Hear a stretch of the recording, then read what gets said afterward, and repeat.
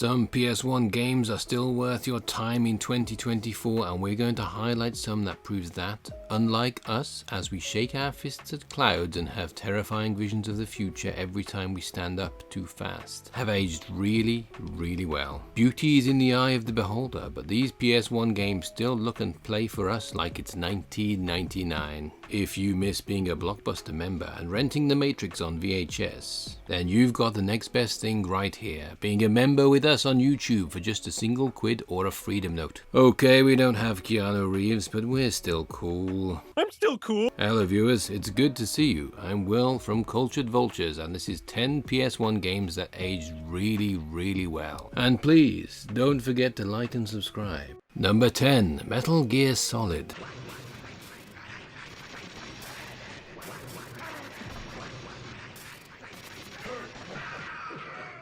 While not the first Metal Gear game in the franchise, Metal Gear Solid proved to be one of the most successful releases on the PS1. It drew rave reviews, sold extremely well, and turned the series into a massively popular franchise. But how does it hold up after a quarter of a century? Better than you might think. While it's true the character models for Metal Gear Solid don't look particularly amazing in a modern light, it hardly matters. MGS still satisfies as a gameplay experience where it counts, including its potent atmosphere or intrigue and deception in a twisty mission on Shadow Moses carried out by the legendary Solid Snake. At least we're pretty sure that's Solid Snake. Metal Gear Solid's story still hits in spectacular fashion, so the graphics and some super damn cheap and annoying sentries are easy to take as they are. Just like our favourite Japanese animes, the classics never really go out of style. Number 9, JoJo's Bizarre Adventure.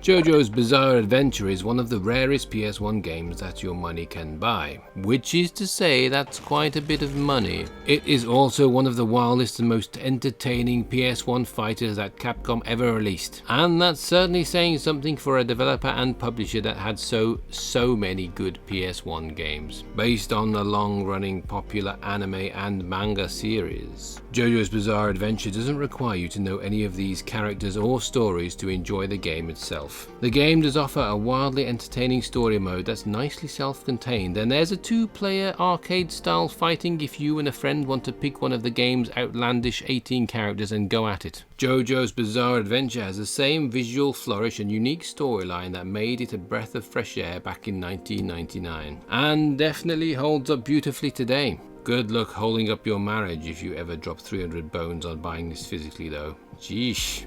Number 8, Tekken 3.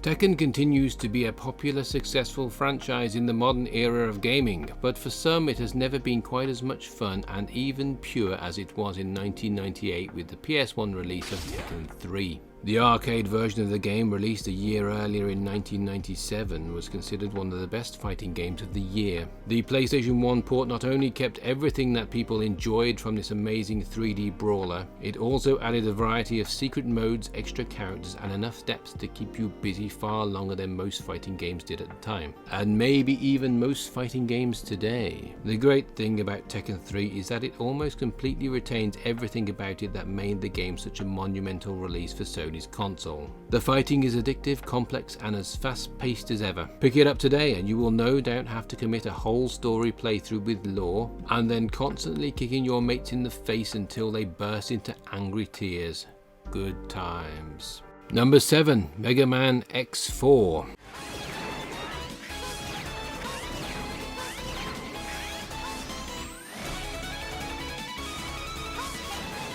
While it's true that most Mega Man and Mega Man X games are exceptional, enjoyable games in any era, there's something special in particular about Mega Man X4. While the character's run in the PS1 games wasn't perfect, the 4th entry in the spin-off series remains one of the most beautiful 2D platformers ever made. Not to mention one of the most feverishly difficult games in the Mega Man canon. Maybe not as soul-crushing as the original game, but pretty darn close. Regardless of whether you play as X or Zero, there's a grandness to the story, graphics and music that make Mega Man X4 feel almost cinematic at times, especially with some of those absolutely gorgeous anime cutscenes. This was the biggest Mega Man game to date, and some might argue the best. Is it your favourite Mega Man? Number 6, Chrono Cross.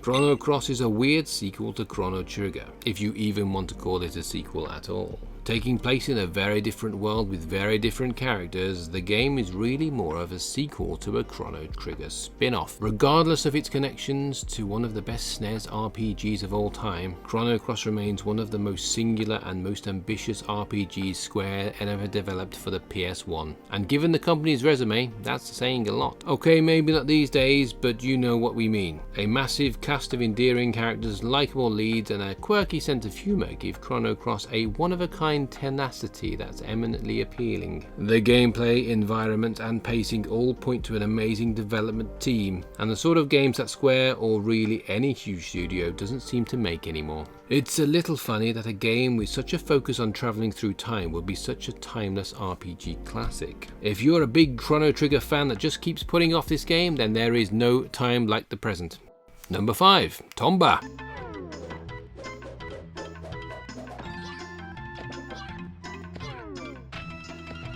Some considered the visually sumptuous Tomba to be a little too old-fashioned when it hit the PS1 in 1997, and those people are called fucking idiots. As was the notion that side-scrolling 2D games needed to die so the era of 3D games could live. They wanted us to sacrifice this so things like Bubsy 3D could exist. Dwell on that for a bit. Headed by former Capcom employees, Tomba was a Metroidvania-style game that was clearly labour of love. Tomba deserved its flowers in 1997, well over a year past the release of 3D heavyweights like Super Mario 64. But unfortunately, it didn't do great on the sales side of things. Despite great reviews, the game seemingly didn't appeal to most players in the late 90s. There was enough success for a sequel, but this game about a feral child named Tomba going up against a society of anthropomorphic pigs to get his grandfather's bracelet back ultimately bankrupted developer Whoopee Camp, and that is not a whoopee. What's the opposite of a whoopee? A buoy? Let us know in the comments down below. Number 4, Crash Bandicoot 1 to 3.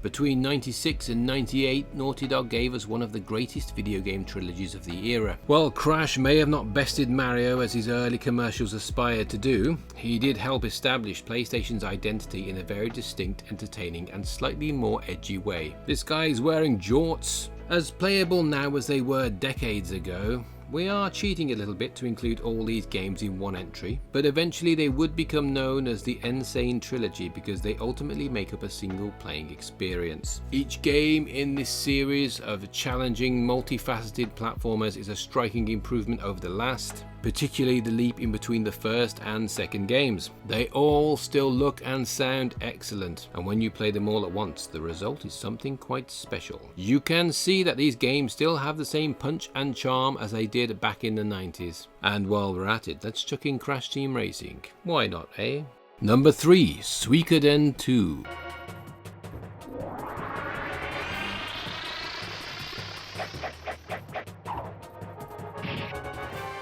Long regarded as one of the greatest PS1 JRPGs of all time, Suikoden 2 is a sterling example of how the best PS1 RPGs don't feel like they've aged much, if at all. Suikoden 2 may not have as much visual power as Final Fantasy, but it was a minor complaint in 1998, and it hardly holds water in the present. Suikoden 2 hits where it counts, namely with story, characters, and how extraordinarily easy it is to get lost in those things. Suikoden 2 has a massive cast of recruitable characters, well over 100, and a sense of grandeur and scope that comes through brilliantly in how the epic tale unfolds. The game, utilizing 3 different modes of combat, was a cool novelty in 1998 and is one of the reasons why you'll not get bored of Suikoden 2 anytime soon. Just maybe look at other ways of playing it unless you're bored of having money, as copies of the game sell for like $250 fairly regularly. Number 2, Silent Hill.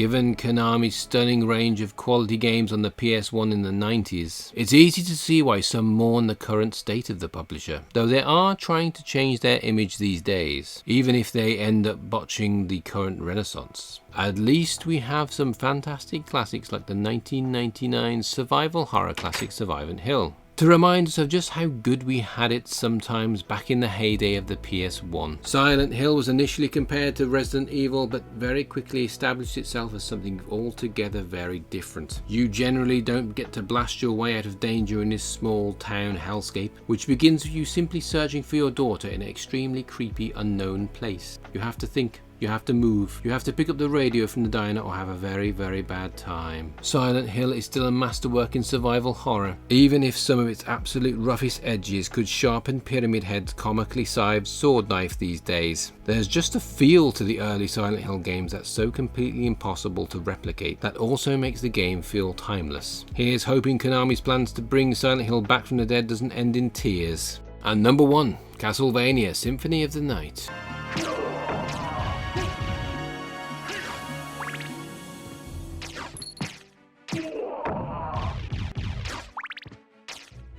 See what we mean about Konami in their better days? The company was on a remarkable winning streak in the late 90s, with Castlevania Symphony of the Night standing as their finest and most enduring achievement. Castlevania Symphony of the Night was regarded almost immediately by those who played it as one of the most creative and absorbing experiences that you could have on the PlayStation. It's a game steeped in atmosphere that brought serious RPG elements to its fast-paced, difficult sense of action. You have to survive a plethora of horrors just to get to Dracula himself, and along the way you'll have to collect the weapons and magic you'll need to be triumphant. But finishing the game doesn't mean you've actually finished the game. The way Symphony of the Night can surprise you over and over again is why it's unsurpassed for some as one of the best Castlevania games ever, but also quite possibly the best PS1 game ever as well. Even in 2024, it's a symphony we're just going to keep listening to over and over again. But maybe not at this price. Can we perhaps slim the symphony down a little bit? Some a cappella maybe? A nice little scat with the lads? Ski boom. And that's all we've got time for in this video. Thank you for watching. What PS1 game do you feel has aged the best? Personally, I think Ridge Racer has also aged very, very well. On release, it just had a great sense of speed and looked beautiful. And even going back to it today is still a pretty special experience. But what do you think? Let us know in the comments, and we'll see you again very soon.